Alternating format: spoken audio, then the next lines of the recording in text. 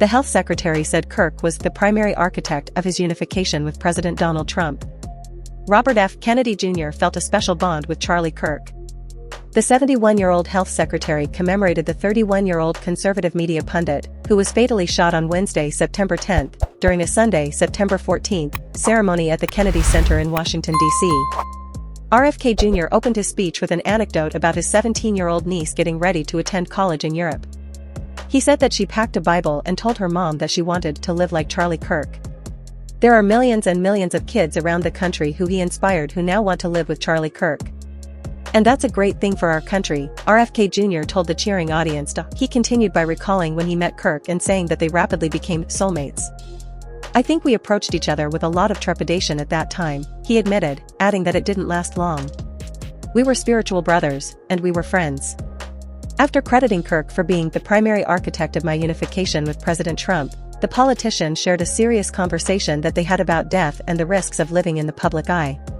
He said that they were talking about the danger that we both faced from challenging entrenched interests. And he asked me if I was scared to die.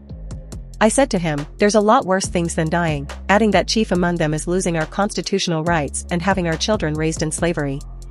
And I said to him at that time, I said, sometimes our only consolation is that we can die with our boots on. We can die fighting for these things. RFK Jr. highlighted Kirk's dedication to free speech, saying that he viewed it as intertwined with his faith.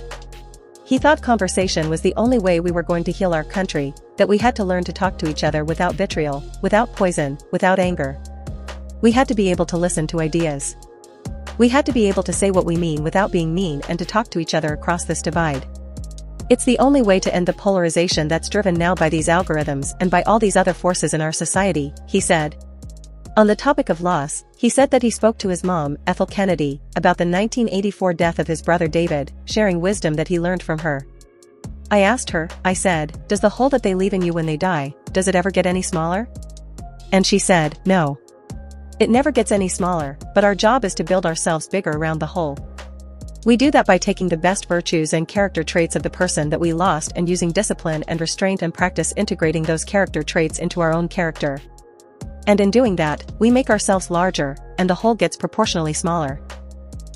And we also give the person a kind of immortality because the best parts of them are now living on us. Concluding, RFK Jr. said, Charlie gave his life so that the rest of us would not have to suffer those fates worse than death. Now it's our job. He's no longer here to lead us, to rush in and fill the breach and win this battle for our country, for God and for our families. Kirk, the co-founder of Turning Point USA, was speaking at Utah Valley University in Orem, Utah, when he was shot in the neck. After an extended manhunt, 22-year-old Tyler Robinson was arrested as a suspect in the case on Friday, September 12.